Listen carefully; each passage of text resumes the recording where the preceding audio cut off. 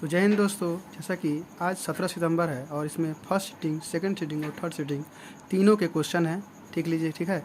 तो आगे हम बढ़ते हैं क्वेश्चन ज़्यादा वार्तालाप न करते हुए कि प्रधानमंत्री मुद्रा योजना के अंतर्गत तरुण वर्ग के समूह को कितना लोन दिया जाता है। तो सबसे पहले याद रखिएगा 5 लाख से 10 लाख दिया जाता है।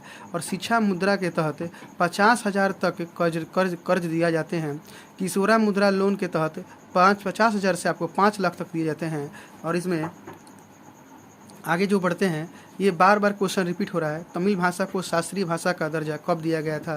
मतलब शास्त्रीय भाषा है तो ऐसे 6 है, लेकिन ये बार बार ये क्वेश्चन रिपीट कर रहा है। तो याद रखिएगा तमिल भाषा को 2004 में आपको क्या किया गया था, शास्त्रीय भाषा का दर्जा दिया गया था।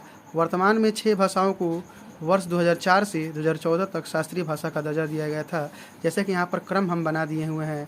जैसा कि आप देख सकते हैं कि तमिल भाषा को 2004 में, संस्कृत भाषा को 2005 में, कन्नड़ को 2008 में, तेलुगु को 2008 में, मलयालम को 2013 में और ओडिशा को 2014 में।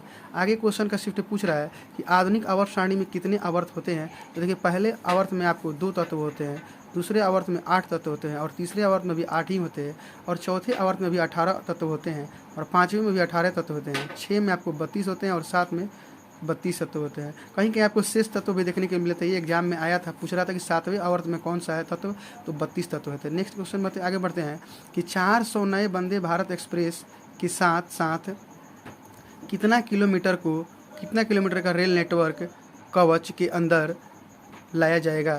तो याद रखिएगा, ये आपका राइट आंसर हो जाएगा 2000 किलोमीटर तक का। कितना? 2000 किलोमीटर तक का। इसके बाद क्वेश्चन है आपका कि CIS चेंज मेकर प्रोग्रामिंग ये लॉन्च कब हुआ था, किसके द्वारा लॉन्च किया गया था। तो नेशनल कमीशन फॉर वुमेन्स यानी राष्ट्रीय महिला आयोग द्वारा। उसके बाद क्वेश्चन है कि नई शिक्षा नीति के तहत 100% नामांकन का लक्ष्य किस वर्ष तक रखा गया है। तो 2030 तक रखा गया है। अगला क्वेश्चन है कि 1996 में पंचायती राज के लिए कौन सा एक्ट लाया गया था। तो आपको the panchayat extensions to scheduled areas PESA के तहत यानी एक्ट्स के तहत 1996 में लाया गया था। उसके बाद देखिए, ये बार बार एग्जाम में आपको इसको स्क्रीनशॉट ले लीजिएगा, क्योंकि ये बार बार पूछ रहा है कि सबसे जो आपका है पैरा एथलीट ओलंपिक जो होता है उसमें पहले स्थान पर कौन था। तो पहले स्थान पर अमेरिका था। ये देखिए, गोल्ड वाला 39 जीता था, सिल्वर 41 था और ब्रोंज 33 था। टोटल आपका 113 हो गया।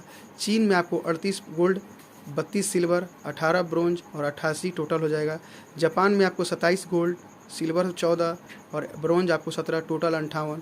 ग्रेट ब्रिटेन में आपको 21 सिल्वर, 22 आपको ब्रोंज और 65 टोटल जीता। भारत 48वें नंबर पर था, ठीक ना। ये सब पहला, दूसरा, तीसरा, चौथा है और भारत कितने नंबर पर था, तो 48वें नंबर पर। भारत जो है गोल्ड मेडल एक जीता है, सिल्वर 2 जीता है, ब्रोंज 4, टोटल ये 7 जीता हुआ है। उसका देखिए एथलीट में कौन कौन किस खेल से जुड़े हुए हैं और कितने क्या वो लोग मतलब किस पर जीते हुए हैं। तो एथलीट में पहला है मीराबाई चानू जो सिल्वर मेडल जीती हैं और 49 के लिए के वेट लिफ्टिंग में ये जीती हुई हैं। उसके बाद लवलीना बोरगोहेन है जो ब्रॉन्ज है, जो वुमेंस वेल्टर वेट बॉक्सिंग में जीती हैं। PV सिंधु है जो ब्रॉन्ज मेडल जीती हैं, जो वुमेंस सिंगल्स बैडमिंटन में जीती हैं।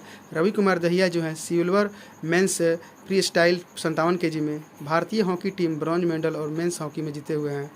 उसके बाद आपको बजरंग पुनिया जी हैं, तो ये ब्रॉन्ज मेंस में 65 kg के रेसलिंग में जीते हैं। नीरज चोपड़ा गोल्ड मेडल जो मेंस जेवलिन थ्रो में जीते हुए हैं। अवतल दर्पण में जब वस्तु का वक्रता केंद्र पर हो तो प्रतिबिंब कहाँ पर बनेगा।